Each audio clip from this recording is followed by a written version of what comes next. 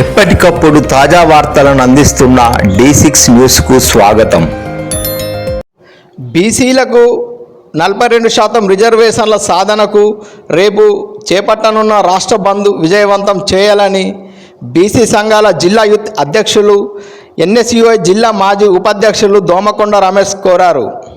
మెట్పల్లి పట్టణంలో మీడియా సమావేశం నిర్వహించి ఆయన మాట్లాడుతూ రాష్ట్ర బంద్కు అన్ని సంఘాలు, రాజకీయ పార్టీలు మద్దతు తెలపాలని, జగిత్యాల జిల్లాలో ప్రభుత్వ, ప్రైవేట్ విద్యా సంస్థలు, ఆర్టీసీ బస్సులు, ఇతర వ్యాపార సంస్థలు మూసివేసి సహకరించాలని కోరారు.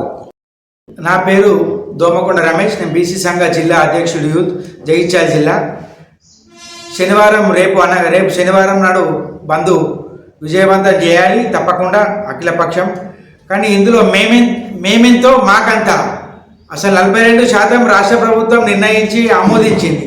ఆగస్టులో బిల్ పాస్ అయింది. ఎప్పుడైతే బిల్ పాస్ అయిందో మనకు అప్పటి నుండి ఇప్పటి వరకు కూడా పెండింగ్లో ఉంది గవర్నర్ దగ్గర. అది కేంద్ర ప్రభుత్వము లోపల కుట్రపూరిత రాజకీయం నడిపిస్తున్నది.